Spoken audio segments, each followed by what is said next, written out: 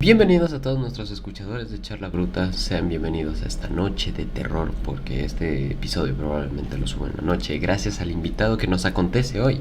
El día de hoy estoy entrevistando a Quillo Díaz, locutor del programa De Donde Vive el Miedo. ¿Qué tal estás?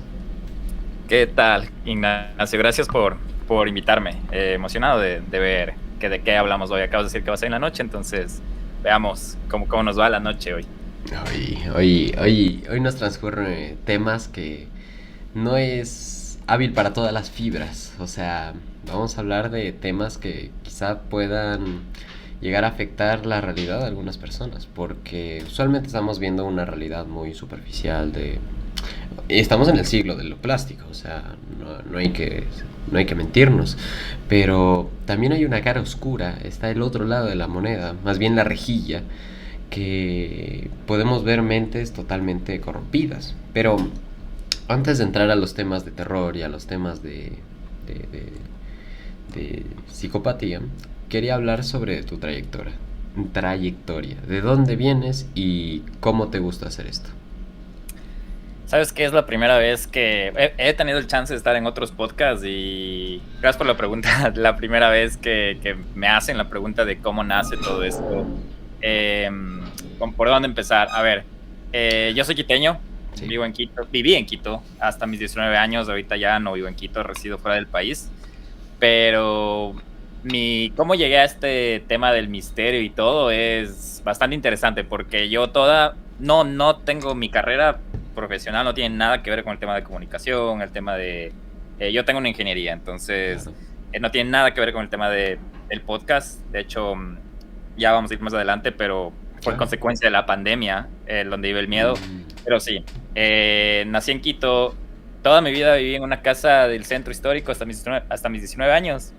Entonces, creo que desde ahí parte por qué el interés o la curiosidad a lo paranormal, te puedo decir, o a lo inexplicable, porque lo he mencionado algunas veces, a veces esto de tener esta percepción o saber percibir estas energías, eh, podría decirle entre comillas un don que se hereda un poco. sí. Entonces, mi mamá tenía estos mismos sentimientos, mis abuelos, mi abuela específicamente, y vivíamos en una casa del centro histórico de Quito, que no sé de qué año date, pero desde muy pequeño yo empecé a tener experiencias que no le daba explicación, que no me asustaban con la inocencia de un niño. Y después de lo que ya tuve mis encuentros en los que tuve miedo y terror, como vivía ahí, no tenía otra opción, no me quedó más que acostumbrarme. Y me llegó me llevó eso a la curiosidad. ¿Cómo fueron tus primeros encuentros con lo paranormal? O sea, el primer encuentro a ver, con lo paranormal, Sí. fue el típico de que escuchabas que te prendían algo en la noche, que específicamente se prendía un equipo de sonido que teníamos en la sala de esa casa.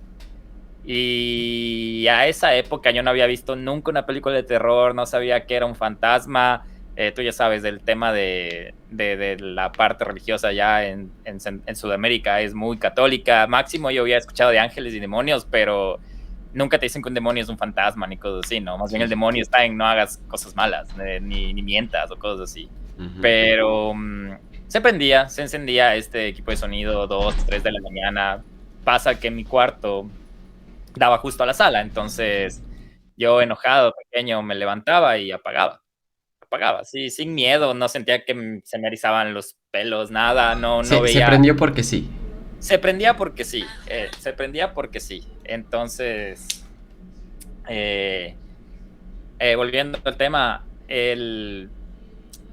yo creo que empecé a comentarles eso a mis papás porque ya me empezó a molestar. No pasaba solo una vez, sino algunas. Dejen de prender las Y cosas. exacto, entonces yo era como que un día le dije a mis papás como que, es que no puedo dormir porque se prende el equipo de sonido. Y ellos me dieron la razón de que sí, que estaba dañado la alarma de ese equipo de sonido, entonces que el reloj está dañado, alguna cosa. Y ya empecé a tener curiosidad cuando una noche ya estaba yo cansado, mamado en esa edad Sí, sí. y lo desconecté. Entonces, y te juro, era muy pequeño y recuerdo como que hubiera sido ayer. Creo que por el trauma mismo Recuerdo clarísimo que lo desconecté y se volvió a encender en la noche.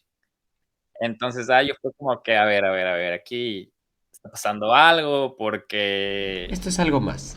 ajá, ya, o sea, si alguien le volvió a conectar, pero, ¿sabes qué? En lo pequeño que era, también era muy lógico, no quería darle tantas vueltas al asunto y dije: "Ya, quizá alguien lo conectó, capaz mi papá lo conectó, capaz alguien lo conectó". No le daba muchas vueltas al asunto, hasta que ya más grande, con un poco más de conciencia, ya cuando me compramos en la casa la primera computadora, no sé qué edad tienes, pero para mí era eso, creo que yo tenía unos, ¿qué edad tendría yo? Tal vez unos 9 años, 10 años, haber sido tipo 97 por ahí, 97, el año 97.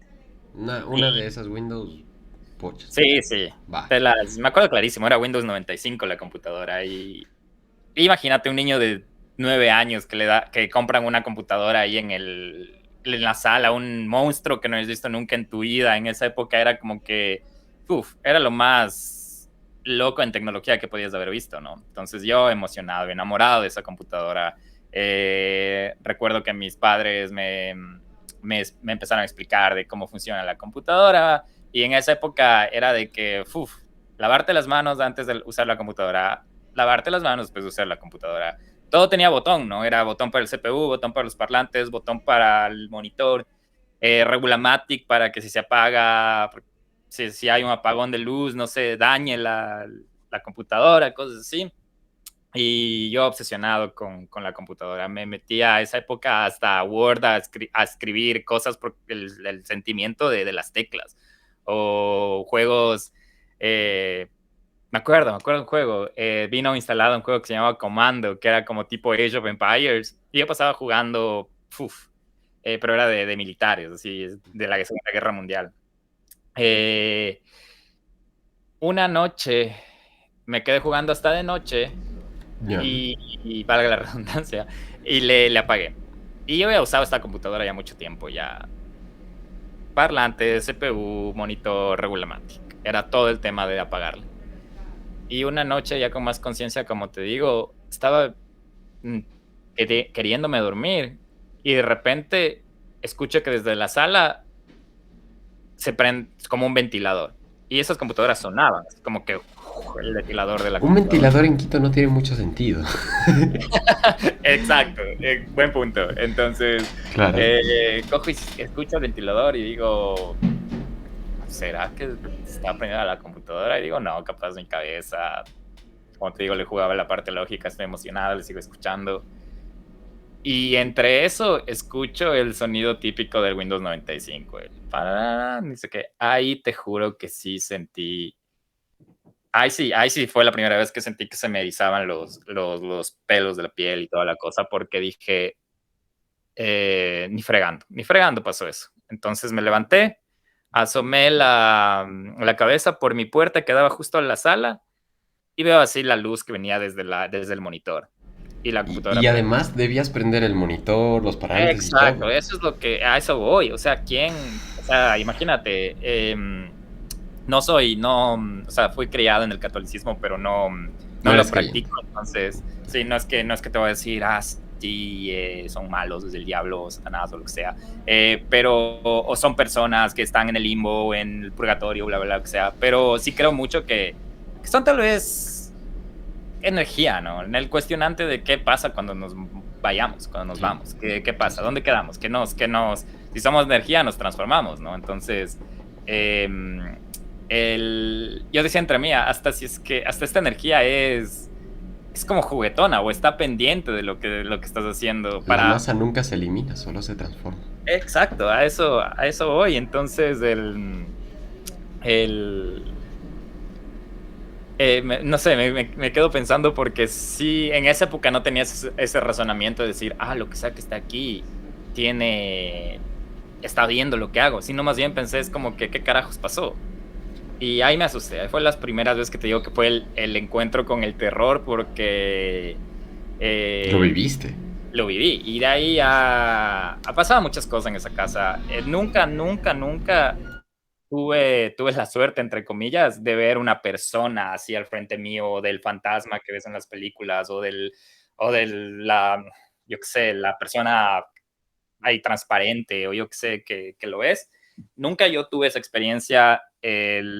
Teníamos en esa época, mis padres trabajaban todo el tiempo, entonces teníamos empleada doméstica. Una vez vi que la empleada estaba llorando en la sala hablando con mi papá porque ella había visto una persona en la casa y había pensado que era una amiga de mi mamá y la había visto entrar al cuarto de mi hermana y ella entra al cuarto de mi hermana a saludarle y no hay nadie, No era nada. no había nadie. Entonces, cosas así. eh, sonidos había, te golpeaban las paredes, les encantaba jugar con las cosas electrónicas. Yo ya más grande ya tenía mi televisión, tenía mi DVD, que en esa época no había Netflix, entonces teníamos que comprar las películas para ver en el DVD y haz de cuenta que yo estaba tan acostumbrado que estaba acostado viendo la televisión y al frente mío prendían el DVD y sacaban el disco y lo iban a meter y apagaban. Y yo no me asustaba, o sea, era como que ya, dejen dormir. Pero te juro, es por eso digo que creo que hasta un poco juegan, porque era justo cuando ya te quieres dormir y ya estaba como entre los ojos abiertos y cerrados y veía como la luz rojita del DVD se ponía verde y open y pa. Entonces, eso, y ya me empezó a dar curiosidad. La vez que ya me asusté, o sea, es que son un montón de historias. Si te contara, la vez que ya sí vi algo que fue no una forma humanoide, sino fue Algo más como un monstruo. Algo. No, fue una presencia. O sea, ya te digo, fue una presencia, fue una. No sé si les llaman orbes o lo que sea, pero no era como el típico que toman en las fotos y sale ese orbe que dicen que a veces es polvo. No era eso, era una nube, imagínate una nube, era una neblina. Así, era una neblina de este tamaño, o sea, a ver, como que un poco grandecita, pero el hecho de ver algo así dentro de tu casa y que está flotando, te impresiona. Y ahí sí, esa fue una de las. Ha habido 2 veces en las que sí me he asustado así al punto de querer gritar. Fue esa la primera, miento, esa fue la segunda, pero esa fue la que más la que más pegó. La que me traumó, porque la vi y me dejó sin habla. O sea, le vi pasar y fue súper loco porque, como si le caché, porque yo estaba de espaldas. Y yo nunca, hasta ahora, nunca me ha gustado dormir con las puertas cerradas. Siempre tengo como, ni por miedo, ni por nada, siempre tengo entreabierta, no sé por qué. Y misma cosa, pero ya estaba más entreabierta y yo estaba de espaldas y con las luces apagadas ya listando para dormir. Y regreso a ver y como que le caché que estaba pasando. Y ahí me quedé frío. O sea, me quedé sin habla, me quedé sin voz, sin poder gritar. Quería gritar a mis papás que vengan, me quedé viendo al techo como que, porque ya estaba justo acostado y me di la vuelta y ahí vi qué pasaba y me quedé viendo al techo y gritaba y no me salía voz. Algo como una parálisis. Exactamente, del susto.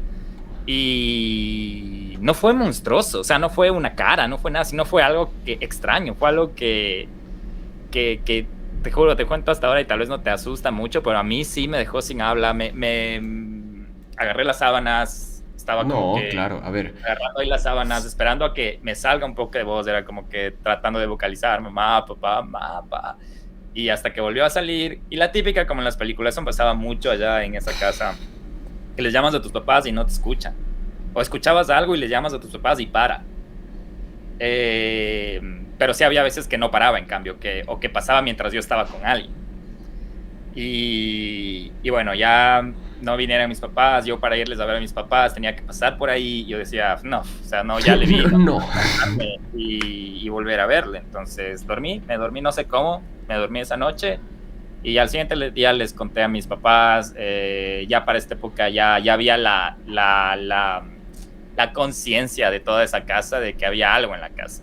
Sí. Entonces mi mamá había visto lo mismo cuando estaba embarazada de mí, que ella lo vio más que todo como una cortina. Ella dice que era como una cortina que pasó, así como que flotó. Y mi abuela después me dice, yo lo vi como una nube. Después mi abuela me ve después de unos 2 días y me dice, Su mamita me contó lo que le había pasado. Le digo, ¿qué cosa? Y me dice, que había visto esta tela en cambio, le decía. Una como tela que anda por la casa, le digo, o sea, era como una nube que ni sé qué. Y mi abuela me dice otra, en vez de calmarme, ¿no? Me dice, sí, y estamos como que caminando por el patio de la casa y me dice, sí, mijo, tendrá cuidado nada más con esa cosa porque golpea. Y Golpea. yo le digo, ¿cómo que golpea? Y me dice, sí, es que yo le vi justo en esa esquina una vez y me quedé así asustada, le quedé yendo y me golpeó, vino contra mí y me golpeó, sentí hasta como que se me enredaba. Y yo así, gracias, muchas gracias. Me calmó un montón.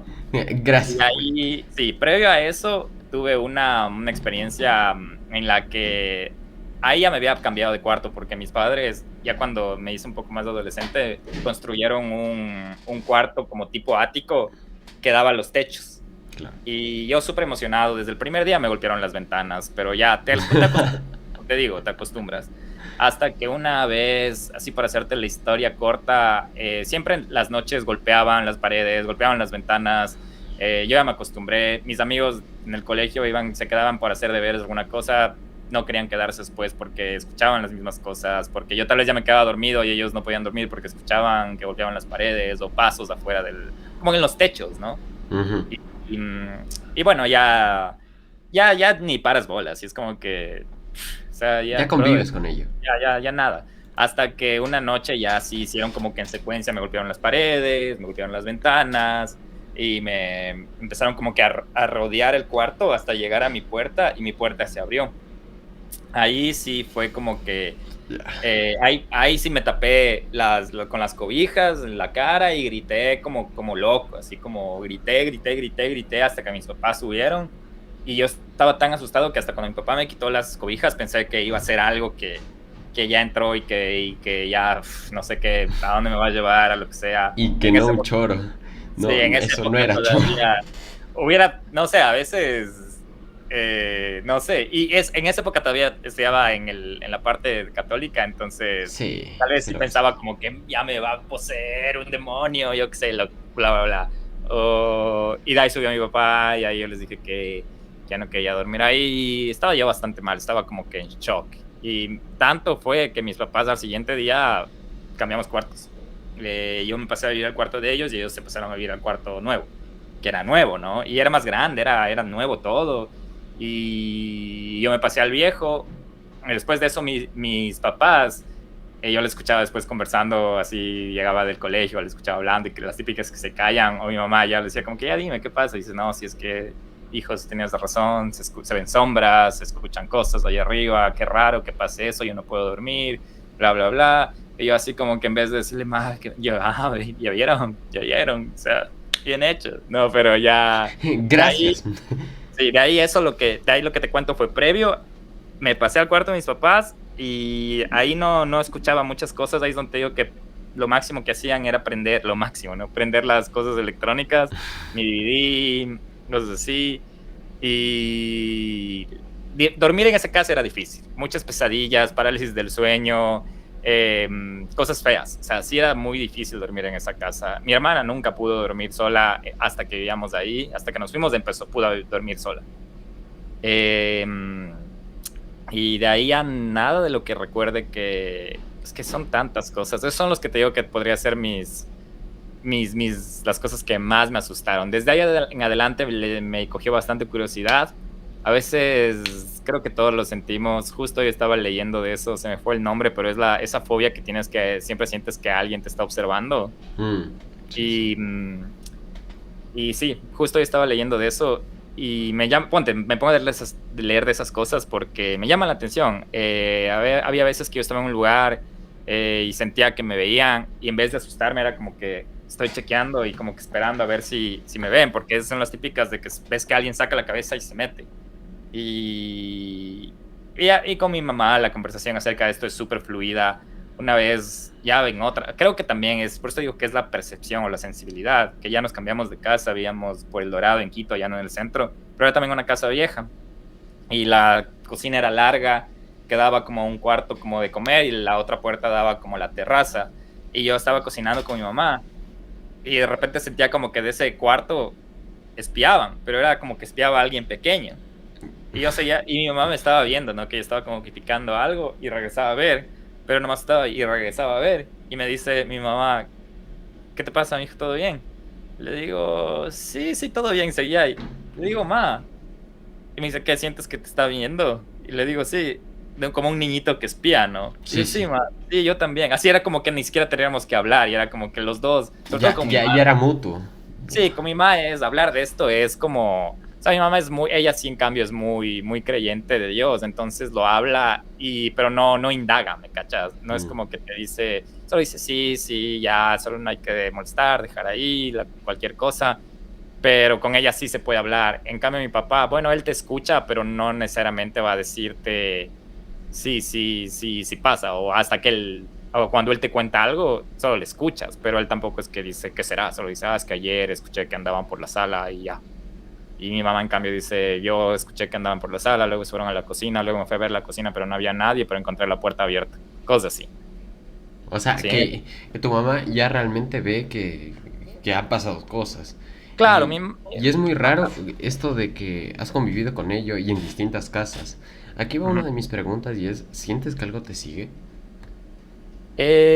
Lo llegué a pensar en su momento, verás, porque seguía pasando. Pero después empecé como a hacer como que como te digo, siempre también me voy a la parte lógica, como hacer como un timeline de las cosas que habían pasado. Y cuando nos mudamos de esa casa del centro, Ujú. hubo un sentimiento bastante de alivio, que te digo, energético. O sea, yo recuerdo que irnos a la otra casa se sentía, yo a un punto escuchaba que decían, es que ese lugar tiene un aire pesado, ese lugar tiene un aire pesado. Yo nunca había sentido un aire pesado, pero cuando me fui de esa casa, sí sentí un aire liviano. O sea, que toda tu vida estuviste viviendo en un aire pesado. Exacto, un lugar pesado. Entonces sí sentí como que y mientras vivimos porque nos mudamos mucho también con mi familia, cuando vivimos en esa casa no pasó nada, no teníamos pesadillas, mi hermana dormía bien, luego nos pasamos al Dorado y todos pasaban bien. Lo único que sí se escuchaba, pero eso le daba, los pisos eran de madera, entonces en la noche sonaba como que alguien caminaba, pero ya le damos explicación a que el cambio de clima, el cambio de temperatura y cosas así. Lo que te digo que le sentíamos mi mamá y yo que nos espiaban, pero se siente una energía diferente. Por eso te digo que no creo que me siguen, Lo pero sí que mismo. ¿No tengo esa crees? sensibilidad y diferentes lugares tienen diferentes, yo diría como que, sí, sí, energías. Ponte ahorita donde vivo acá, no pasa casi nada, no pasa casi nada, nada. Eh, Visitado otros lugares en donde sí han pasado cosas, pero no cosas como que graves, así, que ya para mí no son graves, ¿no? O sea, una vez en una casa acá en los Estados Unidos, cogieron y enfrente mío me cerraron las llaves, o sea, abrieron las llaves de agua. A No, ver. cerraron las llaves de agua, fue de la ducha, porque yo me estaba listando para bañar, Sí, era sí. igual una casa vieja. Me estaba listando para bañar y ya abro el agua para que se empiece a calentar y me estoy quitando la ropa para entrar a la ducha y se va el agua. Entonces yo pensé, se fue el agua. Se fue el agua. Cualquier tercermundista ha tenido esa Claro. experiencia Es como, de... como se vaya la luz, el internet. Exacto, es algo que creo que está en la parte clase uno de vivir en Ecuador, sin desmerecer, ¿no? O sea, al No, oeste, yo no. súper feliz Pasa. de, O de, sea, por más de que ir vivas acá. en el Quito tenis, pasa. Exacto, pasa. Y yo no digo ya nada, sigo cojo, voy a la ducha para abrir nuevamente y hay mi sorpresa de que está cerrada la llaves. Y yo solo así como que, ja.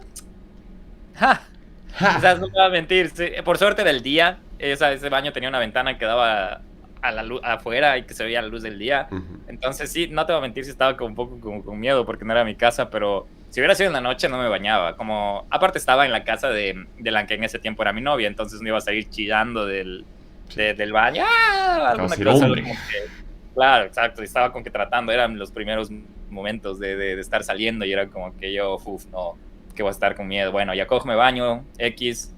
Ella era la casa donde vivía con todos sus compañeros de cuarto y toda la Ujú. cosa. Ya cuando me estoy por ir, le conté, le dije, ¿sabes qué? ¿Qué pasó esto? Y ella también me dice que la casa es medio pesada, bla, bla, bla, que le han pasado algunas cosillas. Y una semana después le visitó la hermana y me llama y me dice, ni sabes, a mi hermana también le cerraron las llaves. Entonces, como que, mira vos. Entonces, sí, sí. Pero no creo que me siga nadie. No creía que me siga nadie. ¿Crees que en algún momento puedes volver a sentir este aire? ¿Tú sientes las energías a donde vas? Sí los he vuelto a sentir, verás. No las mismas. Es loco decirlo. Nunca he sentido algo parecido. Muy parecido, sí. En esta casa que te digo que estaba donde vivía mi novia, hubo un momento en que sentí el mismo acoso, porque esta energía te acosa. Es algo pesado, como te digo. O sea, yo en la casa del centro había momentos en los que estabas a oscuras y te dabas la vuelta y sentías como que algo está atrás tuyo, o alguien o algunos estaban, sientes como que algo oscuro está atrás tuyo, te abraza. El Por eso digo, instinto. exacto, y eso sentí algo muy parecido en esta casa que te digo, una vez que así en la noche fui a dejar una taza de café en la cocina y como no sabía dónde estaba la luz, cogí, me di la vuelta y ahí sentí otra vez eso que no había sentido hace 5 años, dije, qué cagada. El anterior año fui al Hotel Cecil El para mítico. bueno, no logramos entrar porque está cerrado, pero para un blog que hicimos para donde vive el miedo, fuimos al Hotel Cecil y no vimos nada. O sea, el área donde está localizado el hotel es bastante peligrosa, entonces más bien eso dio más miedo que el hotel en sí. Estuvo interesante hablar con la gente alrededor, decían que suponte había un parqueadero al lado y es administrado por un mexicano. Yo aproveché que hablaba español él, le digo, oye, ¿cuánto tiempo trabajas? Me decía, hoy 15 años acá. Digo, oye, ¿no te gustaría conversar? Estamos haciendo una entrevista. No quiero seguir en cámaras. Que le digo, no, es ni siquiera para acá. Le digo, es para Ecuador. Nadie va a saber quién eres. Me dice, no, pero no dejábamos de grabar. Pero apuntando a otro lado, ¿no? Y yo le decía, pero ¿por qué no quieres hablar? No me gusta eso y no me gusta hablar de este hotel porque trabajo aquí. Y le digo, ¿pero qué? ¿Le tienes respeto o algo? Dice, no es de respeto, pero aquí yo tengo una regla de no mirar para arriba. Y le digo, ¿y por qué no miras para arriba? Y yo me riéndome, así le digo, yo digo, me está jodiendo, me está molestando, sí. O sea, y de repente se pone súper serio. Y le digo, pero yo estoy viendo para arriba, no pasa nada. Dice, no estás jugando. Le digo, estoy buscando ahorita para ver que me salga algo. Le digo, pero no nada. Dice, no sigas viendo porque asustan. Si miras para arriba te van a asustar. Asustan. Y así le digo como que ya bacán. Pero le digo, ¿en serio no ves para arriba? No, dice, desde que falleció la chica, la Elisa, él dice que no mira para arriba porque le asustan. Esa fue la única explicación que me dio. Luego fuimos a un zoológico abandonado y tampoco vimos nada, pero sí te sientes cansado energéticamente bastante. O sea, Sientes que algo pasó. te sientes como que, o sea, sientes como que estás sucio, ¿me entiendes? Es algo así, es como que te sientes súper pesado y sin energía. Yo te juro, ese día estábamos súper emocionados de ir, era un jueves, y el plan era como que irnos allá, ir a estos lugares y después irnos a pegar las bielas quizás en la noche. Ninguno queríamos hacer nada en la noche, era como que queremos bañarnos y descansar, y fue tal cual el plan, o sea, comer, bañarse y a dormir, y súper como drenado de energía, ¿no?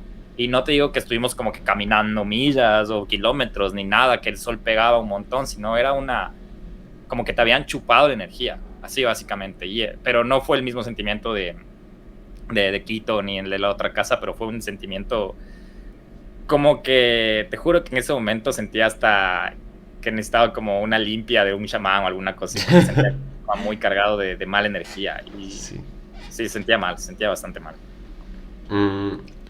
¿Qué otros sitios de estilo Cecil Hotel? Porque el Cecil Hotel es famoso. Para el que no lo conozca, el Cecil Hotel creo que está en uno de los barrios más pobres de Estados Unidos y ahí han estado asesinos, han ocurrido miles de cosas. ¿Cómo se sintió estar en un sitio así? Fue chévere, verás, porque como te cuento, es que a nosotros o sea, a mí personalmente me encanta esto de lo paranormal y también me gusta mucho la Un parte poco lo de todos los días para ti. No, y lo del true crime me gusta también, por eso nuestro podcast es de esas cosas mismo. Entonces, y sí estaba como que chévere. No sé si algún ecuatoriano lo haya hecho y lo haya documentado antes, pero yo me sentía como que hasta si no logramos entrar, estamos intentando hacer algo que así no le importa a mucha gente, me importa mucho a mí. O sea, Sí. y hasta suena una locura y tal vez de aquí a 20 años va a quedar colgado ese video en YouTube, que voy a regresar y voy a ver y me voy a cagar de risa o lo que sea, o quién sabe, va de Muelen, o ya va a tener otro nombre ese lugar, está en remodelación ahorita absoluta. Sí. Entonces ya no va a ser lo mismo que de lo que yo estuve ahí. Entonces me sentí por ese lado muy, como decir, entre comillas, muy afortunado de poder haber tenido el chance de estar ahí. Ya en el lugar, sí te daba miedo más los alrededores. Acá la pobreza en Estados Unidos no es tan parecida a la pobreza del Ecuador, de cosas así, porque aquí la pobreza viene de la mano de las drogas. Y no te hablo de una base de cocaína que pasa en el Ecuador, sino aquí te estoy hablando de metanfetaminas, de heroína, de cosas así que sí te destruyen totalmente. Entonces es como, ves personas, te juro, nos sentimos hasta un rato como que era como estar en The Walking Dead en la vida real. Veías personas así y sí te asusta, te da miedo más por el hecho de que en Ecuador te da miedo que te roben, que te quiten el celular o que aquí te da miedo de que te asalten, pero no el hecho de robarte, sino que te agredan. Porque les quedaste viendo o porque se siente que no eres parte de. Y están en su trip, ¿no? Están en su onda. El barrio de Skid Row es el que está al lado del Hotel Cecil. Es un barrio que está prácticamente segregado y hecho intencionalmente. O sea, si tú vas a la parte histórica de Skid Row, Los Ángeles ha tenido una ola de crimen en tanto tiempo pasado que han tenido que ver cómo organizan este crimen. Y no es el crimen organizado que te digo de drogas y esas cosas, sí. sino el mismo hecho de la comunidad organizar estos sectores. Entonces, hay lugares que pagan, hay personas que pagan, edificios grandes que están colindando con Skid Row para mantener a la gente en Skid Row, para que no salgan de ahí. Tú vas y la policía está acercando eso. Si tú entras a tu... Nosotros entramos con el auto, no nos bajamos ni fregando a Skid Row, porque el Cecil está en una parte, como que te digo, en la frontera con Skid Row. Tú manejas una cuadra más allá y ya. Lo que te pueda pasar ahí, yo no me imagino caminar por ahí. Por suerte estábamos en el auto. Hasta en el auto no nos sentíamos seguros. De hecho, nuestra idea era grabar desde el auto y como fuimos con una cámara, Fabia, que es con la que fui, con mi amiga, ella dice, vamos por Skid Row, y ya entramos de Skid Row y ella sintió ese miedo que bajó la cámara por el mismo hecho de que estamos en el auto, o sea, ¿qué puede pasar? Pero sentíamos miedo de que alguien, era un auto rentado, lo vimos ahí. Golpeé, entonces después nos dimos la vuelta y ahí grabamos con el celular. Y si tú vas al video que tenemos en YouTube, toda esa parte de Skid Row está con el celular. Por el mismo hecho de que no queríamos estar ahí con la cámara filmando a la gente. Y lo que se ve en video se ve 100 veces mejor a lo que se ve en realidad. Y sí, o sea, el sentimiento fue... Sí, hubo un momento que yo sentí como que, ¿qué carajos estamos haciendo aquí? Y yo más estaba preocupado por Fabia, por ella, porque tenía miedo de que algo le pase a ella también. Obviamente que nos pase a los dos, pero también estaba preocupado porque algo le pase a ella, y eso no me dejaba tampoco estar 100% en la idea de que vine a hacer este documental, entre comillas, o este videoblog o lo que sea, porque primero tú te imaginas, ¿no? Dices, voy a hacer este videoblog y voy a estar súper enfocado en el edificio, teníamos hasta un guión, lo que queríamos hacer, teníamos una lista de las personas que se suscribieron a Patreon para nombrarles ahí en el Cecil, te digo. El CCI, un poco lo mismo. La Carolina igual a Skid Row. El Hotel Cecil. Y nos olvidamos de todo eso, tal vez por la impresión, por también estar pendientes. O sea, a las personas que si quieren hacer un tour o una documentación a Skid Row, vayan mínimo 3 personas. y la tercera persona que sea la encargada de ver que no se les acerque Que sea personas, un segurata, algo así, porque imagínate, yo grababa a veces y mientras yo grababa estaba pendiente de que no te digo que me roben, sino el hecho de que yo ponerme en el camino de alguien y de que esa persona a la que me estoy poniendo en el camino de me agreda.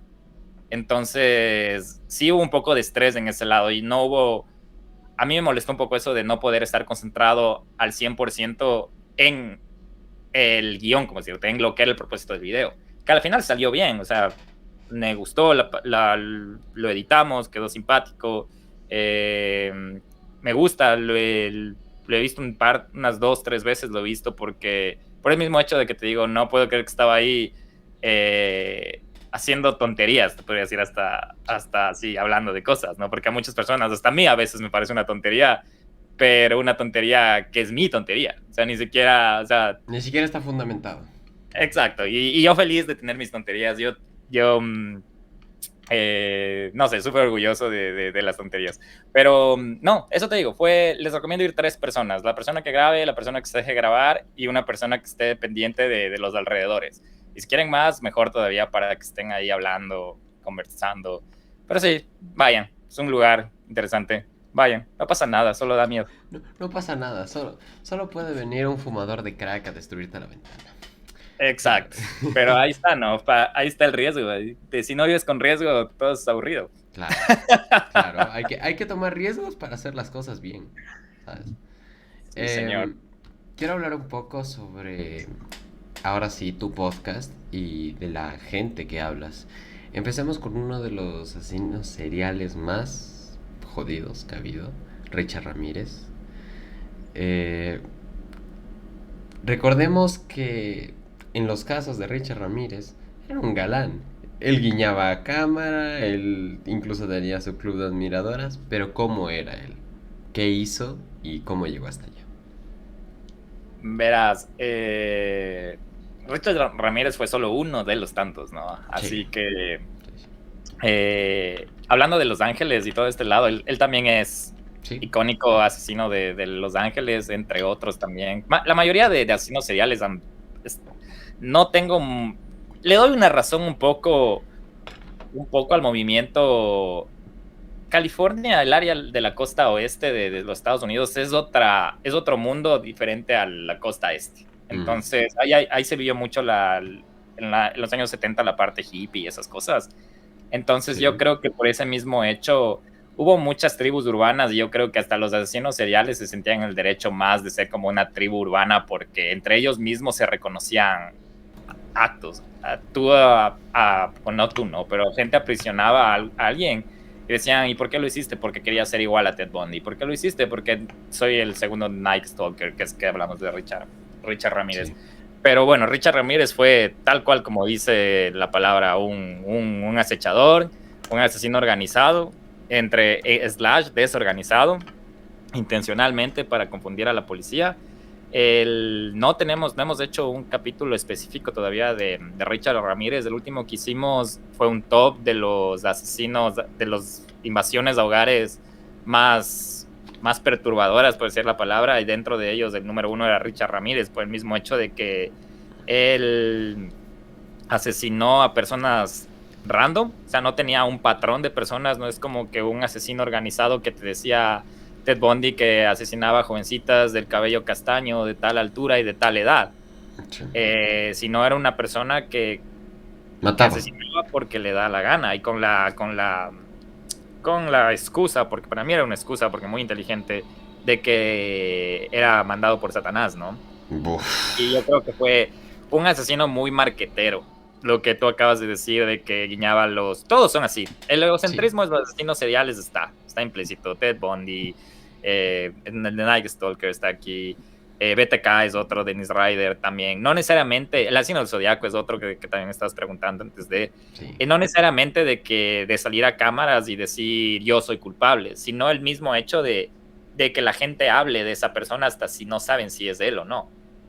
Si tú te dedicas a cometer crímenes y te ponen un apodo, cualquiera que sea, estás feliz de que tu nombre esté andando por ahí, ¿no?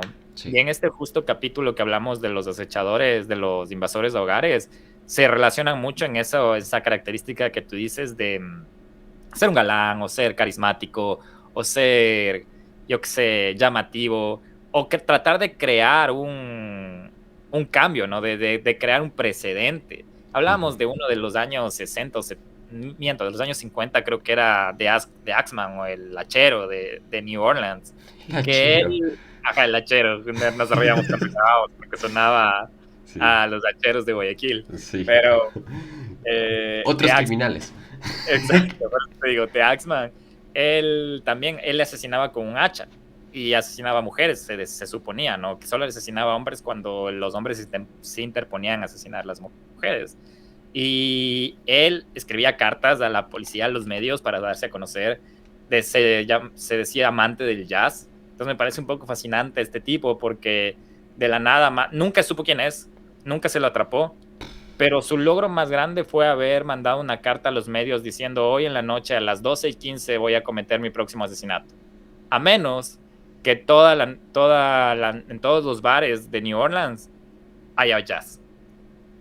Todos los bares de New Orleans tocaron jazz esa noche y no hubo un asesinato.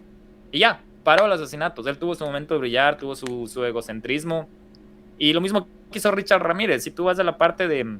O sea, obviamente estaba jugando al juego del ratón, de que atrápame si puedes con la policía. Lo hacía muy organizadamente, como te digo. Lo atraparon. Organizada, organizada desorganizadamente, ¿no? Porque no había patrones. Y hay un documental en Netflix, tienen que ir a ver. A él lo atrapan por una sola falla, que fue que usaba los mismos zapatos. Usaba los mismos Ah, zapatos para asesinar, porque de ahí todo lo demás hacía diferente. Y eso fue una obra de arte policíaca, porque fue algo que tal vez nunca nadie más lo había visto. Pero bueno, gracias a ese zapato lograron, y otras cosas más, ¿no? Pero eso fue lo que salió. Pero hasta Pero fue la cuando primera pista. sí, y hasta cuando lo apresaron, él que era feliz a las cámaras, buscaba su momento como para afirmar sus creencias. No sé si has visto, está una foto de él con un pentagrama en la mano, ahí todo él orgulloso de ser seguidor de Satanás, cosas así. Tenía admiradoras en la cárcel, Ignacio. Le escribían, o sea, imagínate, a veces tú dices que o sea, la sociedad es tan fascinante, pero también a la vez es tan enferma, que idolatramos a cosas que no deberíamos. Y ya Decepciona. tenía admiradores y no sé, pero sí, el Night Stalker fue un acosador, un caso icónico de allá de California. Asesinó a niños, a una niña asesinó.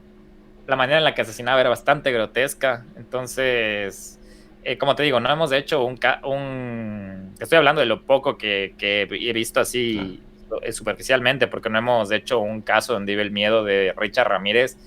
Y te juro que a veces estos casos son tan grotescos que sí lo pensamos dos veces antes de hacerlo, porque sí te perturba. O sea, Te doy contenido. Te doy idea para el contenido. no, sí, pero sí me perturba un poco, porque el hecho de indagar y empezar a leer, tú estás buscando y de repente sale una foto, porque, bueno, en este caso le cito un poco más a mi colega, socio, primo, hermano del Nivel Miedo, al Nelson. Él tiene más estómago en tema de fotos. Él puede ver cualquier foto y no le perturba. Lo que a mí te va a parecer tal vez un poco loco, pero yo he tenido situaciones por el hecho de mi carrera en las que sí he tenido que presenciar situaciones de emergencia frente a mí, y ahí no me parece asqueroso ni grotesco, pero sí el hecho de ver fotos o cosas así. Suponte, para dar mi opinión, hicimos un live, me parece, en la época, bueno, sigue pasando, pero cuando hubo las masacres más grandes de Guayaquil. Mm. Y para tener un poco de opinión de lo que estaba pasando, tuve que ver esos videos y no desearía volverlos a ver, te juro. Cuando hay otras personas que no necesariamente son asesinas o algo, que tienen, o tal vez podría decirse, el morbo un poco más alto, ¿no? Y les gusta ver estas cosas. Y Nelson tiene esta tolerancia. Mm. Entonces, yo cuando hay estas cosas, yo sí le digo como que, oye, como lo que tú me dices aquí, oye, brother, ¿no te gustaría hacer un BTK? ¿O no te gustaría hacer un Richard Ramírez? ¿O no te hicimos Jeffrey Dahmer? Él se encarga de esas cosas. Entonces yo feliz de escucharle y toda la Y cosa, de narrar. aprender, Pero. sí, de opinar Pero del tema, indagar. pero de indagar esos casos, a mí me gustan más los psicológicos, los casos más psicológicos, más los que juegan así más a la psicológica de que tal vez solo fue un tiro, un asesino así de una cosa. O el caso de uno que me llama mucho la atención es, no sé si escuchaste o has escuchado de Michelle Carter y Conrad Roy, que era una pareja de adolescentes que ella fue condenada por guiar a él cómo asesinarse, porque él tenía complejos suicidas, problemas mentales, y ella fue sentenciada por la relación que tenían por mensajes de texto, que le dijo, ya, oye, ya, mátate. Entonces, esos casos me llaman más la atención. Hay otro del crimen que es relacionado, Slenderman, que eran unas niñas que estaban obsesionadas con Slenderman, y entre dos niñas le mataron a una porque sentían que Slenderman les decía que tenían que matar a esta niña, que tenían que... Entonces, esos casos me llaman a mí un poco más la atención, esos que hay una mezcla como entre lo misterioso con lo criminal, como entre... un poco más esotérico, ¿no? En cambio, sí. Nelson es un poco más gore, es un poco más asesino serial, es un poco más... Vamos viendo que él hizo los casos ecuatorianos también, lo de Garavito, Juan Fernando Hermosa fue uno de los primeros... El primer capítulo también fue totalmente hecho e investigado por Nelson. Él es un poco más... tiene más estómago para ver, para leer, para investigar, para escribir, y en cambio me gusta más de la otra parte del crimen. No es que la mente detrás del... Eso, me gusta más de esa parte. Yo te puedo dar opiniones de eso, me fascina la mente, tengo en una de mis cosas que hacer, tal vez estudiar algo relacionado a la patología mental, porque no soy psicólogo, parte de mi carrera me hizo aprender un poco de psicología organizacional y prevención de enfermedades mentales y esas cosas, pero no lo sé muy de fondo. Entonces, sí, es algo que si me da el tiempo y me da la vida, algún rato, aunque sea un diplomado, pero sí me llama la atención.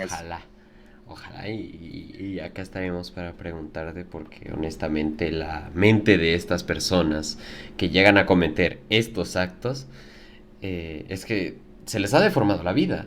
O sea, no hay otra palabra. Se les ha deformado la vida a tal punto en el que no pueden dar otra respuesta a sus actos. Uno de los casos que también quería ver y que han revisado en tu podcast es el asesino serial nunca descubierto. El asesino serial más famoso que nunca fue descubierto. El asesino del Zodíaco. Háblame de él. El Zodíaco, ese... Otra joya también, que hay un montón de teorías. Hicimos un capítulo de teorías del asesino del Zodíaco. Otro vanidoso, como lo que te decía, un poco parecido a lo del... No va a ser el hachero, de Axman, de Jordan, que sí. Enviaba cartas a la policía a ser codificadas. Imagínate darte ese tiempo de codificar cartas y de poner este como challenge, este desafío a la policía. No sé, me parece como que tal vez ahora tenemos que estar un poco agradecidos a todos la estimulación que tenemos, la estimulación social, la estimulación tecnológica, porque tal vez eso es tal vez un arma de doble filo, porque ahora también hay personas que no saben tolerar por temas igual patológicos mentales, un Call of Duty que de aquí a mañana se compra un arma y trotean un colegio, ¿no? Sí. Pero en la otra cara de la moneda siento que a veces la gente no tenía tanta estimulación mental que buscaba cómo estimular su mente.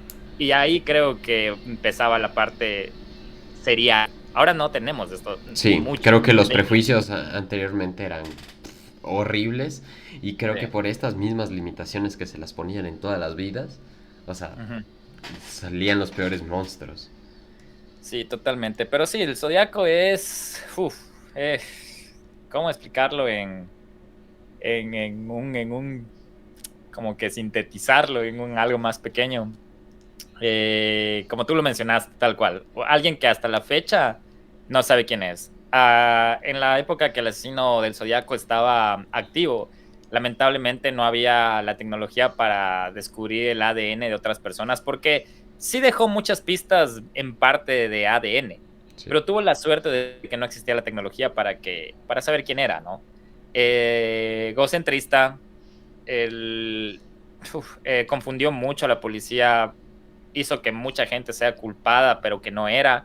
les hizo pasar malos ratos a estas personas también, ¿no? Sí. Imagínate y a mí, para mí, a veces esas situaciones, esos te generan traumas, ¿no? De que hay documentales que dicen haciendo un asesino, que personas que nunca cometieron nada van presas y tal vez por el mismo hecho del resentimiento dicen, ok, ahora sí me metieron preso por eso, ahora voy a hacer lo que dicen que soy.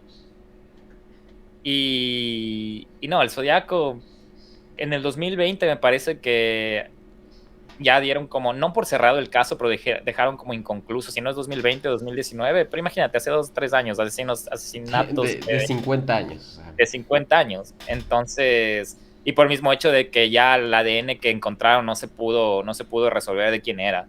Él, él dejó vivo a algunas personas, algunas de las personas que... Uno, me parece, 1, 2, 3 personas dejó heridas, pero vivos para que cuenten la historia también, ¿no? Era una persona encapuchada que tenía un símbolo supuestamente y tenía hasta su disfraz, ¿no? Como un antihéroe criminal. Y qué bueno que no ha habido nadie que se ha inspirado con esto porque fue alguien que sí buscaba ser un ídolo. Fue alguien que para mí fue alguien que buscaba como que... Que lo idolatraran. Exacto, dejar un legado, es decir, como que yo fui un asesino del Zodíaco y de aquí en adelante va a haber muchas personas que quieran ser asesinos del Zodíaco. Y estuvo tanto tiempo activo y con tantas pausas que sí hay la teoría de que fue solo uno. O tal vez él ya también tuvo sus asesinatos, se retiró y otra persona que le llamó así o le contactó tipo Juegos Macabros y cogió la posta y le dijo, verás, haz así, haz así, haz así, y siguió y fueron 3 o 4 personas, pero eso nunca vamos a saber. Pero igual es un caso que como te digo, es fascinante. No lo hemos tocado a fondo a donde vive el miedo porque no hay conclusión. Y te juro, podríamos hablar de eso 3, 4 capítulos del Zodiaco. En cada capítulo hablar de cómo empezó, después de hablar de su congelamiento, después de hablar de cómo volvió, después de hablar de cómo se congeló otra vez. Hay datos de este tipo tan interesantes, del mismo hecho de que la policía trató de que él se contacte en televisión en vivo y según la película, que es una de las cosas que más me gusta dentro de la investigación, porque es una película slash documental, lo romantizan, ¿no? De que él estuvo a punto de llamar, Sí. pero lamentablemente llamó un ídolo, alguien que se sentía que era el Zodiaco y que hizo más confundir a las personas. Uh-huh. Y el Zodiaco tenía tan bien puesto su criterio, porque si era un egocentrista del carajo, se va a enojar de que esta persona se hizo pasar por él. Pero Sí. no, él lo vio como algo más bien un halago, un guiño a él, como que qué bueno y qué bueno que les despiste porque fueron a rastrear esta llamada que estaba en Ambato y yo estoy en La Tacunga. Cosas así. Entonces, eso, el Zodiaco. Fue un caso que nunca se resolvió y que a la final, quién sabrá ahí, quién haya sido. quedará ahí. Quién sabe que de aquí, ojalá no pase, ¿no? Pero quién sabe de aquí a 10 años empieza a pasar algo parecido al Zodiaco, ¿no? Es que, ¿crees que algo como el asesino del Zodíaco pueda volver a pasar? O sea, con todas las pruebas de ADN, el rastreo por cámaras. Eso te iba a decir. Ahora es difícil. Ahora es muy difícil. Ahora el crimen sigue existiendo, pero ahora ya es mucho más difícil por el mismo hecho de huella informática o huella digital que dejamos, ¿no? O sea, no la huella del dedo, ¿no? Sino que ahora se me fue el nombre, ¿cómo se llama esto?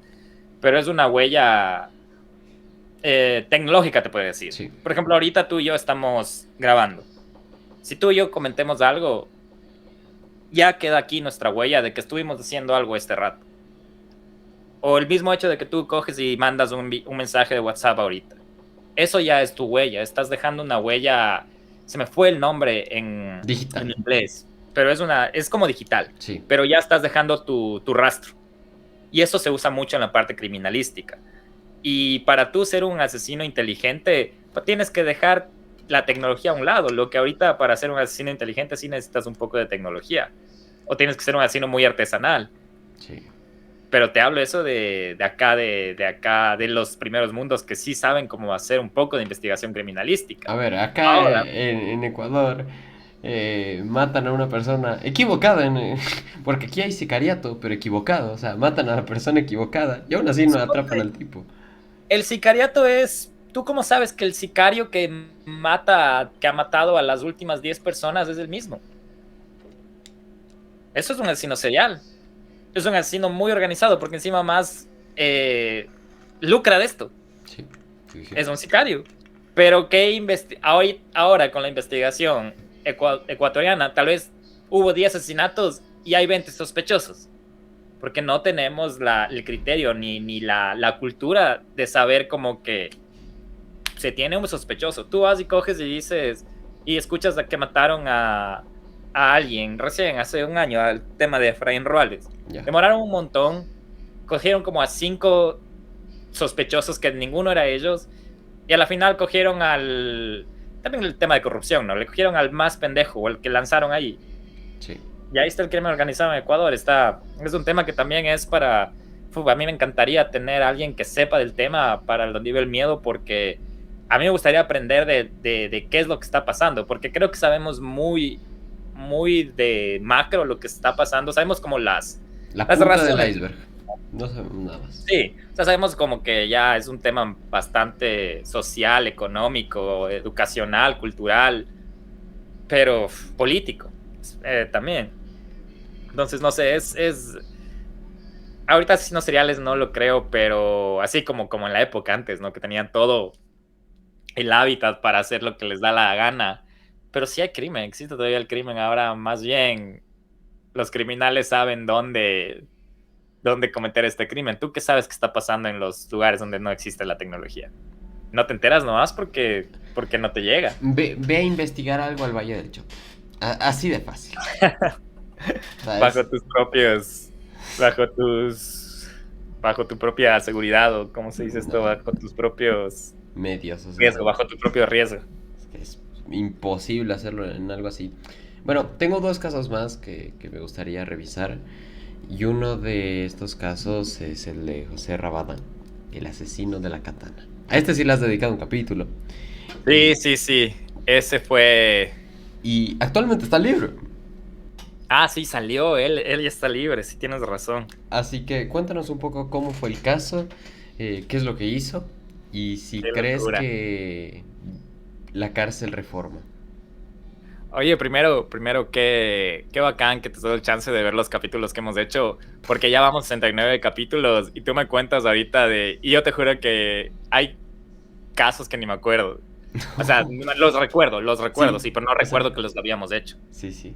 Y suponte esto lo hicimos en finales de año y ya me había olvidado que lo hicimos, del asesino de la katana. Cuando dijiste José Rabadán, digo, el de la katana. No, Sí, no, entonces, claro. O sea, debo asociarlo con algo porque hasta a mí me no, pasa. sí, Mis primeras pero entrevistas no me acuerdo qué dije y probablemente dije alguna burrada, pero disculpen a la audiencia. no. El Rabadán fue español, ¿no? Ujú. Él fue de España. El jovencito asesinó a toda su familia con una katana que le había regalado el papá. Sí, asesinó a toda la familia, me parece, ¿no? Me dice si me equivoco.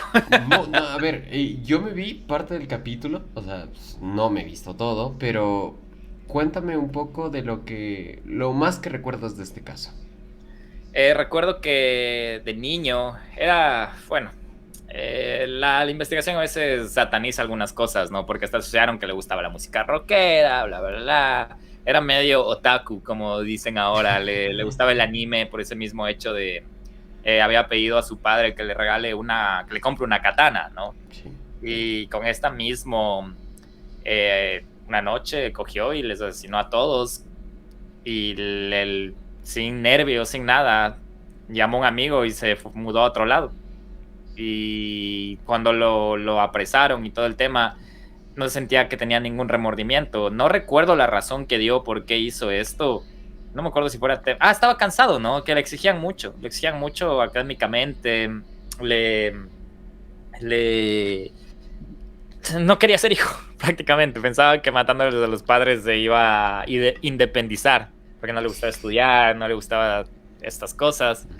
Y tomó la razón que para él fue más fácil, deshacerse de la familia, porque le daban muchos obstáculos. Sí, porque la policía no te va a perseguir.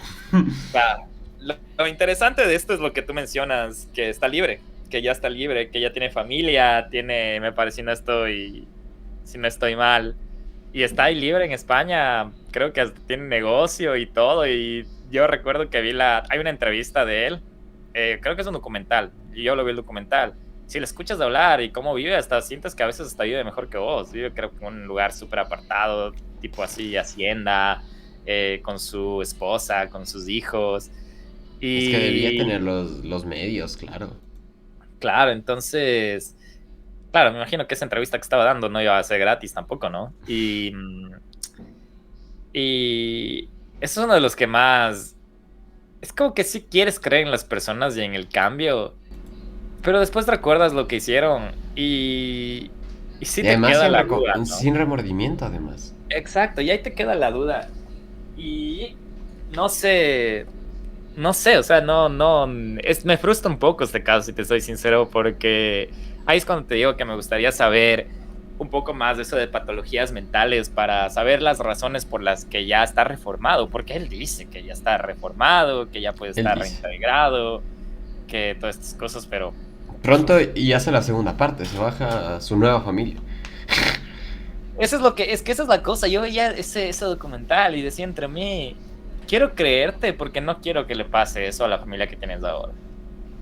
Pero igual no puedo, y eso que no soy familiar de nada, ¿no? Pero no puedo no entender que tu condena fue temporal y hiciste algo que es atemporal, que acabaste con las vidas de muchas personas y de tu familia. Entonces, no sé, no sé, a veces la justicia no parece tan justa, pero no somos abogados ni tampoco somos, no sé, no somos, bueno, yo no sé tú, pero no, No, no, soy no nuevo, sé pero... nada acerca del tema, entonces, pero sí, es un caso que me frustra a mí personalmente. Relacionado con este caso y con todos los psicópatas que hemos visto, ¿tú crees que la cárcel reforma llega a cambiar a la gente?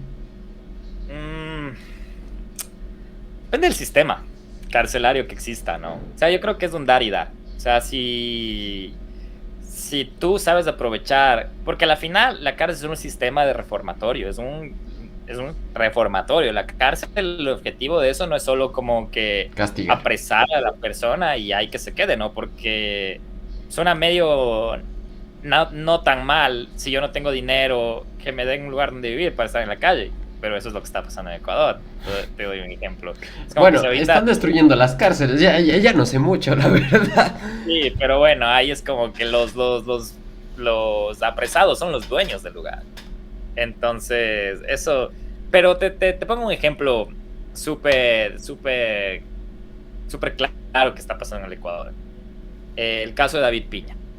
Él es una persona que fue, y yo tengo mis posturas después de haber hecho la investigación, después de haber leído con él, cosas, que se he hablado con él, casi tuvimos la chance de hablar con él, tuvimos la chance de hablar con gente muy allegada a él, y él no estuvo implicado no hay pruebas que les digan el caso de Karina del Pozo, él no tuvo nada que ver con eso, pero fue un tema político, fue un tema mediático y él estaba pagando condena por el hecho de. Entonces, una persona que hasta si fue culpable y que no lo creo y que lo digo así por cualquier cosa, él decidido no caerse en el mundo de fui juzgado como criminal. Él tuvo muchas agresiones en la cárcel, fue violentado a su integridad, es un caso súper, súper fuerte el de él.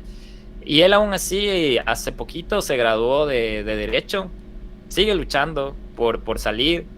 Él es una persona que tiene buena conducta dentro de la cárcel.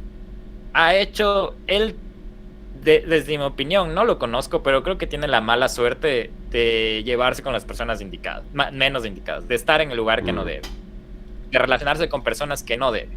Y eso creo que le cobró factura a él. Gente que puede provocarle muchos problemas. Exacto.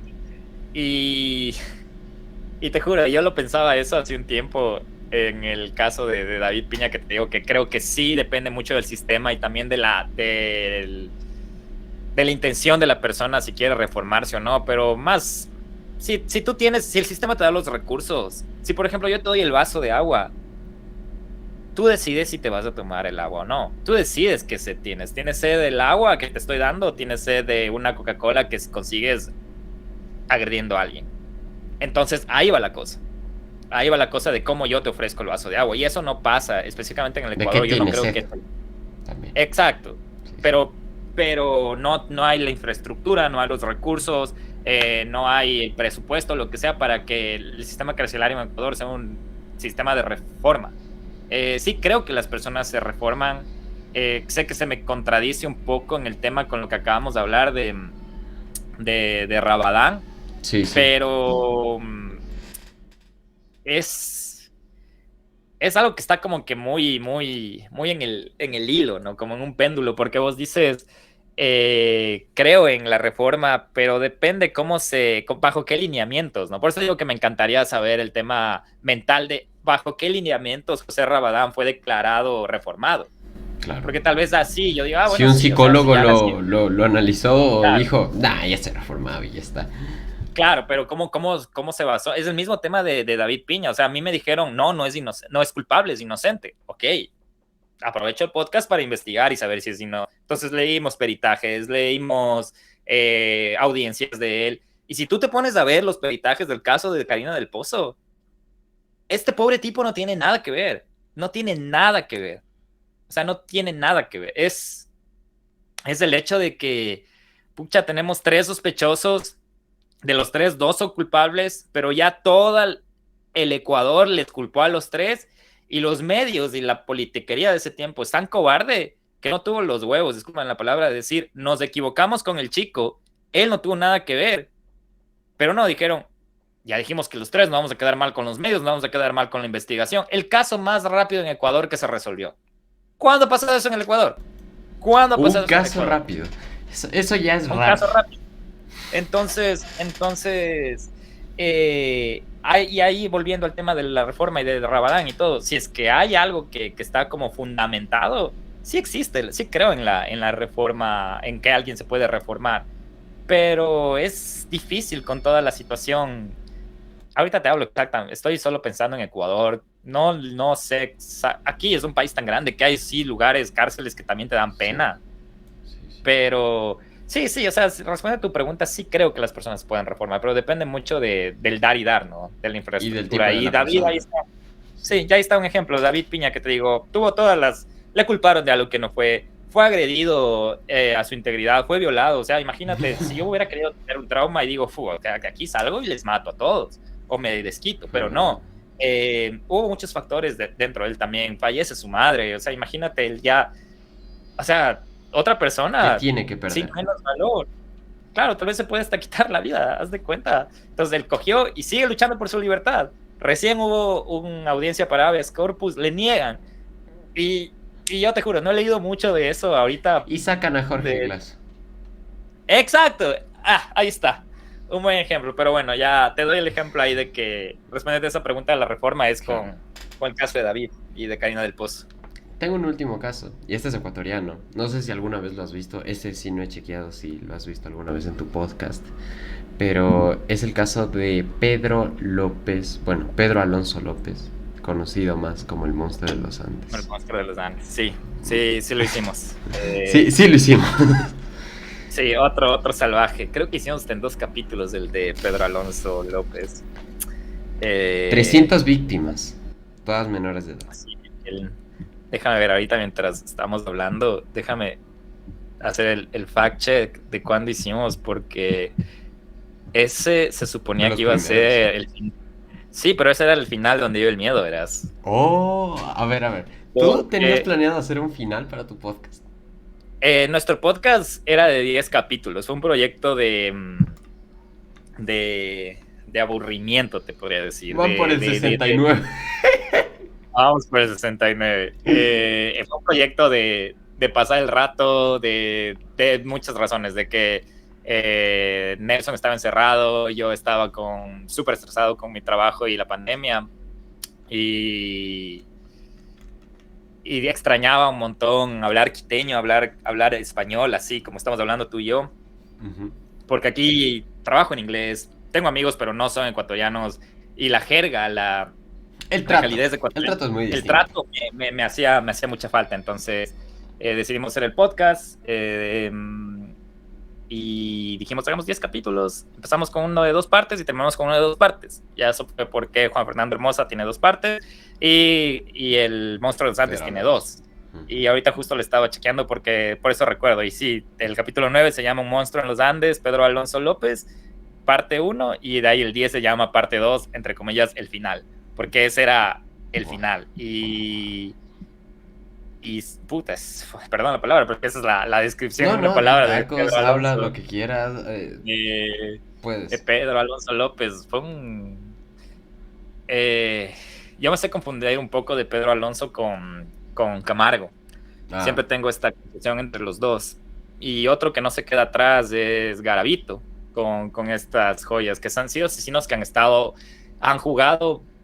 El Pedro Alonso López me parece que no solo estuvo en Ecuador, sino en Perú y Colombia. Sí, desde sí, Colombia entonces, hasta Perú.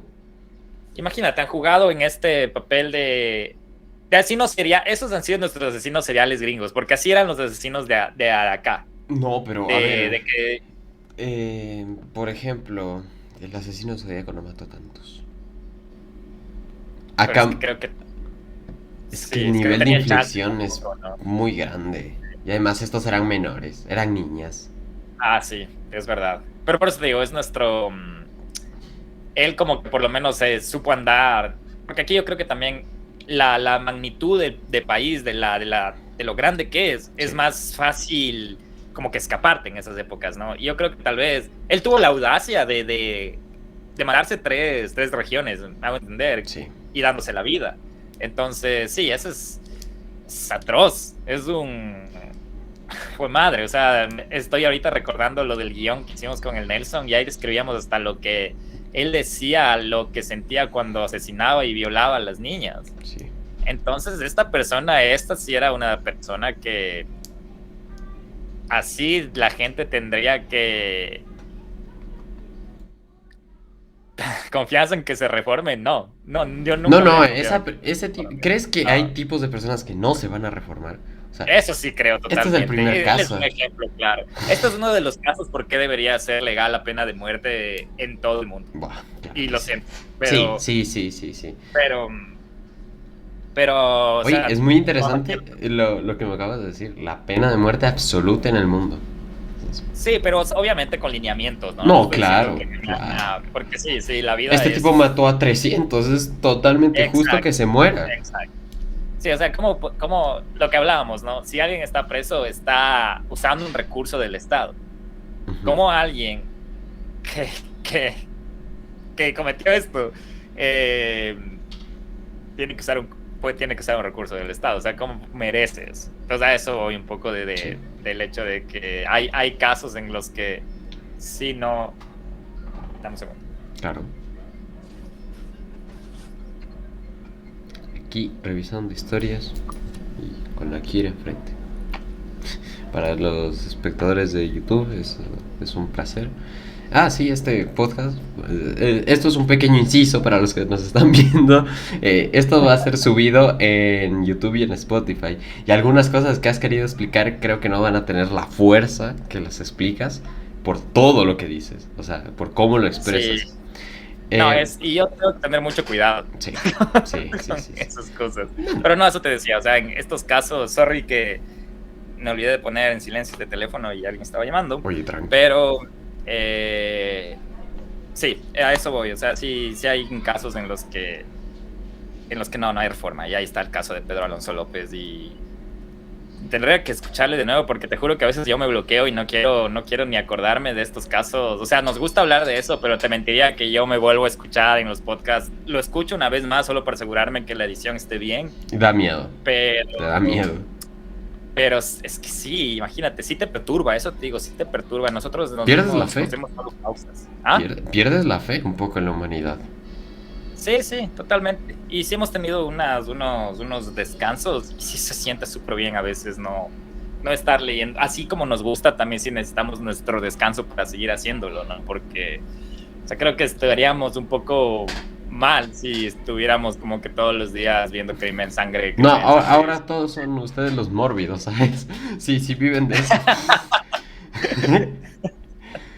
¿Piensas que en algún momento lo vas a dejar de hacerlo? ¿El donde el miedo? Claro. Ha habido 3 momentos en los que ya se ha ido el miedo. Ya se ha ido. Sí, ya se ha ido. En el capítulo 10 fue nuestro primer proyecto de decir esto tiene que tener un inicio y un final. Hicimos 10. No esperábamos que tuvo la acogida que tuvo con el Nelson. Te juro, grabamos desde los teléfonos. Era algo que lo hicimos porque era para nosotros. Sí. Y cuando lo íbamos a publicar, nos dio miedo. Sentimos full miedo. Dijimos, ¿y ahora? Y sí, ojalá. Era como que antes de publicarlo, que como ojalá funcione. Pero después ya cuando lo ves arriba y dices, ¿y ahora esto funciona? Nos va a escuchar un montón de gente que ni conocemos. Y es exponerte, ¿no? Y estoy hablando de voces y no me imagino o sea, bueno, nuestra idea tampoco nunca fue estar en un medio de comunicación ni nada de estas cosas. Pero bueno, eran los 10 capítulos. Luego, por los oyentes, hicimos otros 10 capítulos. Una segunda temporada. Claro, la segunda temporada. Sí, nos demoramos como 3 meses, pero escribían y era como que algo que nunca habíamos sentido antes, como que gente que no te conoce te escriba o te extrañe. Y no te voy a mentir, se siente bien, se sentía, pasa. O sea, y yo te digo, nosotros no lucramos del podcast. O sea, sí, ahora, después de casi 2 años, podemos sentir como un revenue, como porque ya se monetiza y por otras cosas, pero antes era un hobby que vivía del cariño y la apreciación de la gente. Ellos, y les decimos hasta ahora, yo recuerdo clarísimo que les puse, antes de que se llamen Miedo Gang, decía, esto es el motor, ellos son el motor de que esto siga pasando. Miedo Gang. El Miedo Gang, sí, el Miedo Gang se llaman los chiquillos y las chiquillas. Y sí, de ahí, a ver, nació en 2020, le damos un montón de crédito a la pandemia. Totalmente. En el 2020 el podcast llegó a ser el podcast número 1 del Ecuador. Wow. Tengo el orgullo de decir eso. No había, pero también, pero lo tengo justificado porque era la pandemia y porque en el 2020 no había tantos podcasts como hay ahora, que son muy buenos. No quiero decir que no lo hagan. Yo sigo un montón de podcasts ecuatorianos. Nos doy apoyo ahí a todos los podcasters que estén haciendo cosas en Ecuador. Entonces, sí, ahí nos ayudó la pandemia y el hecho de que el nicho no era muy grande. Ahorita ahí el Nelson y yo éramos como de los pocos podcasts que había en el Ecuador. De ahí decidimos hacer otro. En el mismo 2020, sí, 2020, que viste cómo el tiempo. A finales de año ya decidimos con el Nelson, tenemos que cerrar esto, porque ya empezó a todo a volver de nuevo, ¿no? Y ya el tiempo se empieza a limitar.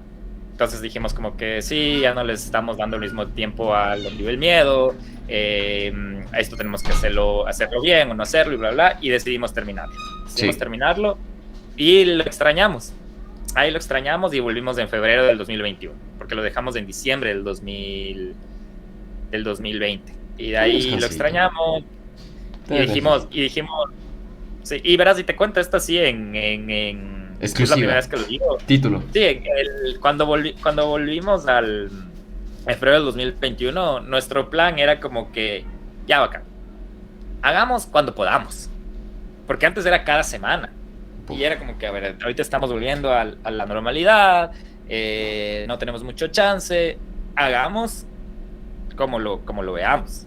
Sí. Cuando querramos, cuando tengamos el tiempo, cuando nos sintamos bien de hacerlo. Cuando no tengamos esto de que tenemos que hacer, sino que queremos hacerlo. Y lo hicimos, verás, intermitentemente, pero no le gustó al Miedo Gang. Que hace unos tiempos que dale. Antes hacían cada semana, antes hacían nuestros...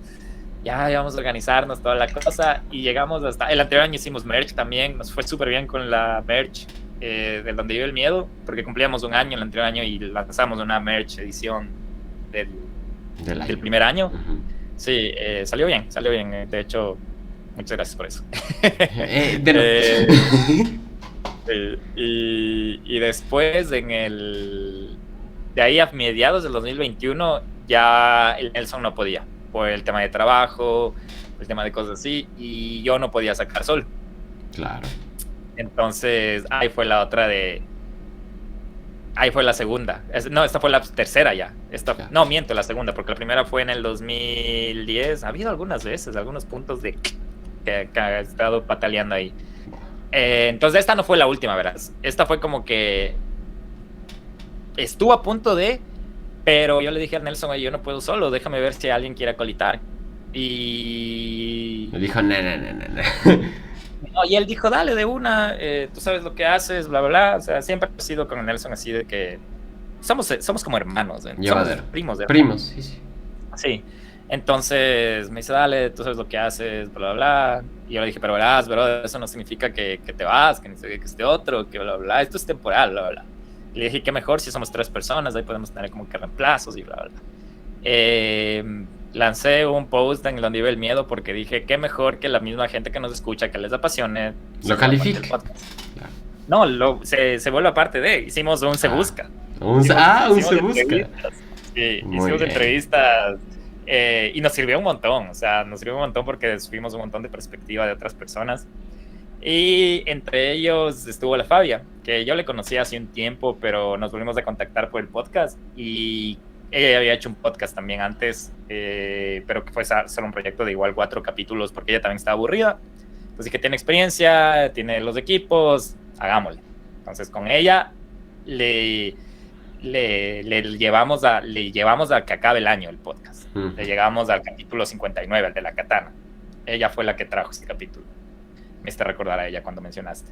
Entonces, hasta el 59 lo hicimos con ella. Y ahí yo ya dije, me desgastó mucho el tema de estarle como que se cae, se levanta, se cae, se levanta. Entonces me desgastó a mí. Entonces dije, ya nada. Aquí. Y ahí sí ya le cerré. Le cerré en diciembre. Y ¿cuándo volviste a abrir? Y ahora vamos por el 69. En febrero volvió otra vez. Es como la ex. Es como la ex tóxica. Sí, exacto. Es mi relación tóxica. No eres la primera persona que me dice. El miedo es tu novia tóxica. Claro. Y sí, es mi novia tóxica. Y le regresé. Es que, ¿sabes? Te trae algo.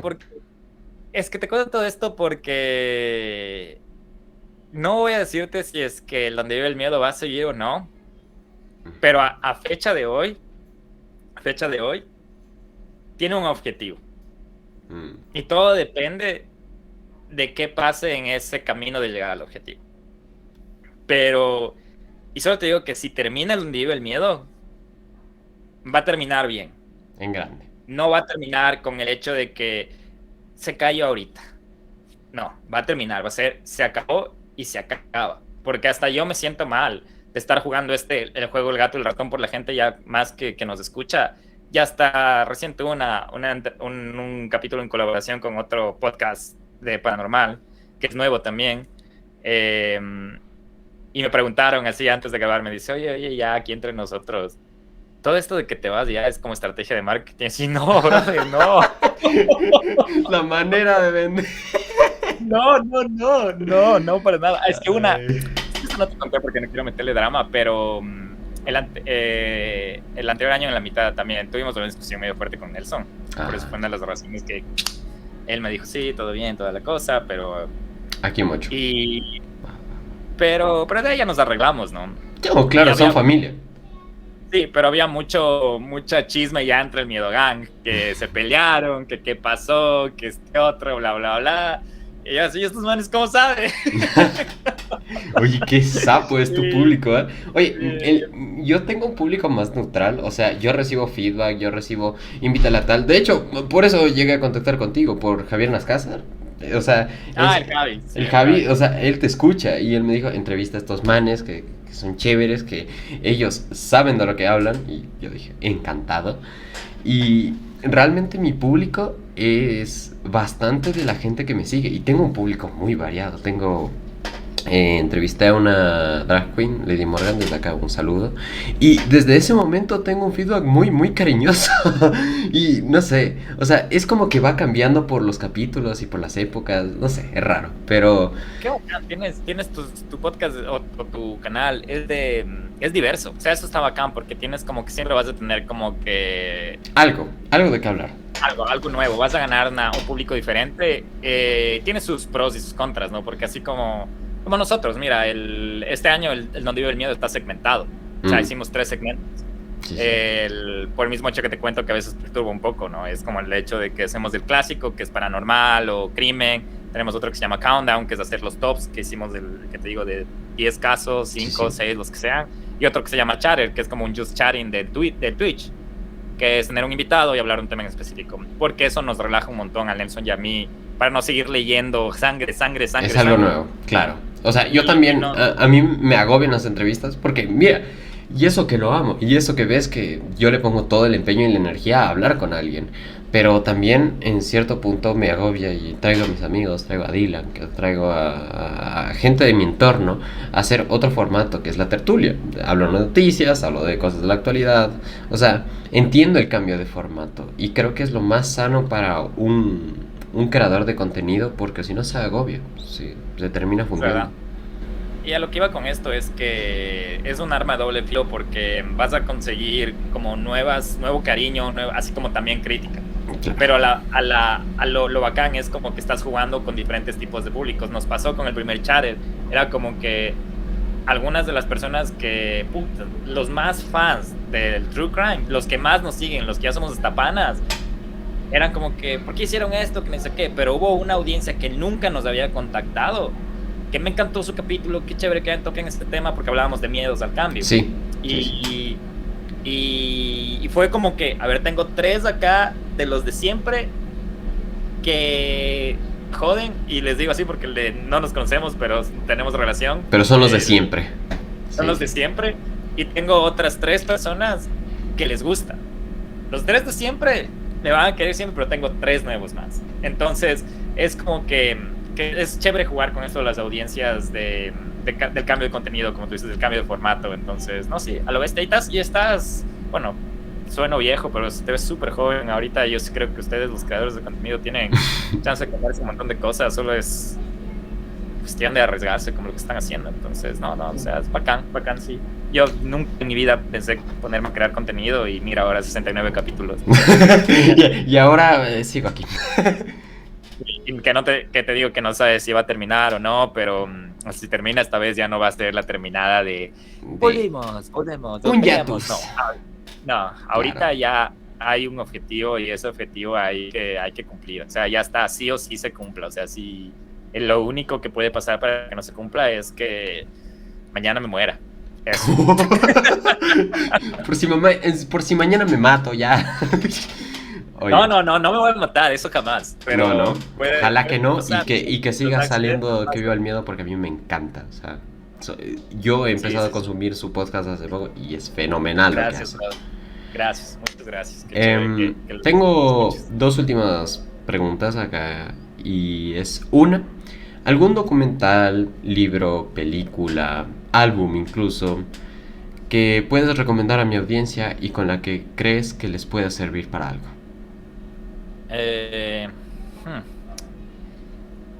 Relacionado al miedo, ¿no? No, lo que sea, lo que te guste, lo que te haya servido a ti.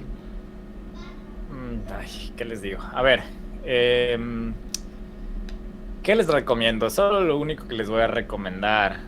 ¿Tu podcast? Sí, vayan a escuchar Donde Vive el Miedo porque... Claro. Aquí abajo les dejo las redes sociales. Sí, vayan a escuchar Donde Vive el Miedo. Si quieren ver cosas de miedo, ahorita todas las plataformas de streaming están apostando un montón en los temas de investigación criminal. Netflix tiene un montón de documentales.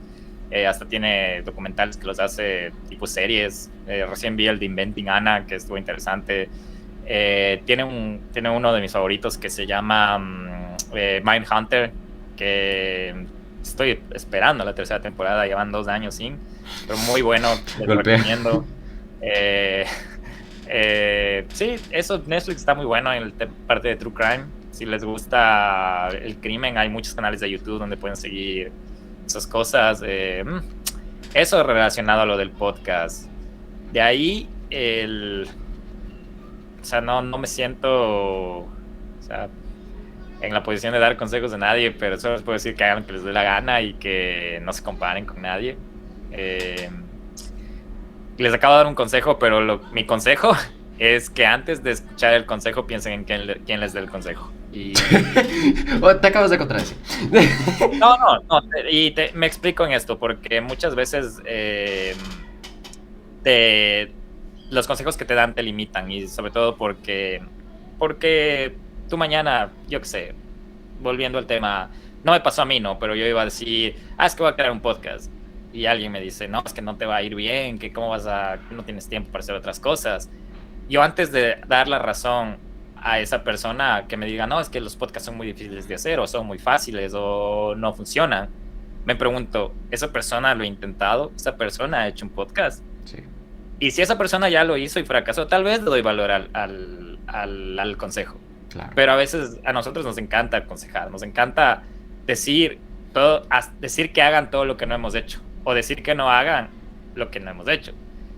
¿Me cachas? No sé si me hago entender. O sea, es como que... es entender el contexto de la persona y aceptar lo que Exacto, te dice esa persona. Claro. Y te digo eso porque es lo últimamente me he estado repitiendo eso, no para mí, porque es como, me di cuenta que esa es como tengo muchas filosofías de vida, y una de esas una de ellas es esa.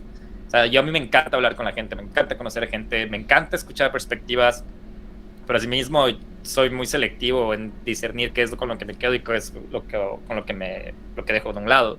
Y me encanta recibir consejos, pero yo cuando me dan un consejo nunca me voy a escuchar como que decir, ya bacán, sí voy a hacer eso. O voy a decir, no, estás loco. Yo me hablo a mí mismo y llego a la casa y mentalmente abro la basura mental y boto el consejo, o abro la biblioteca mental y guardo el consejo, dependiendo de quién me dijo o en qué situación me dijo o por qué me dijo. Y eso, porque somos bien autodestructivos, sobre todo en un espacio específico de la cultura o la idiosincrasia. Nos gusta lanzarnos la piedra o ponernos del pie y todas las cosas así. Entonces, y compararnos con otras situaciones, y está mal. No hagan eso. Ya me puse filosófico, pero eso, me dijiste que aconseje algo. Eso no, es claro. No estoy leyendo nada ahorita. Perfecto. Pero ya. Lean Harry Potter, es bueno. Bueno, pero... ahí estoy en contra. JK Rowling no sabe escribir. No, brother, tienes que leer en inglés entonces. Es que es en inglés. Es que la versión también es muy mal traducida. Mira, yo tengo una filosofía de vida, El Señor de los Anillos mayor que Harry Potter. No, sí. O sea, sí, son buenos los dos. Buenos los dos. Me gusta más Harry Potter, pero... es Star Wars, con magia. Puede ser. Un niño huérfano. Por la época que estuve en mi vida, creo. Pero claro. Pero no soy fan, ¿no? No, fan, o sea, te gusta, pero es un sentido. Me gusta, o sea, y lo dije un poco como con ironía, porque no tenía nada que recomendarte. Estoy viendo al frente mío como que hay un par de libros, y digo, a ver, de esos libros que están ahí, ¿cuál recomiendo? Y dije, lean Harry Potter. Pero no, porque de ahí más de arriba hay un libro de recetas y no. Estaba viendo la estantería a ver qué recomendaba primero. Guillo, esta es una de las entrevistas más largas que he tenido, una de las que más he disfrutado. He hablado contigo de todos los temas posibles, incluso de temas de sociopolítica hasta psicología humana. Y una última frase para despedir a la audiencia. No le tengan miedo al miedo. El miedo es necesario, les hace sobrevivir, y vayan a escuchar donde vive el miedo. Mucho miedo. Él fue Guillo, yo fui Ignacio, y esto fue Charla Bruta.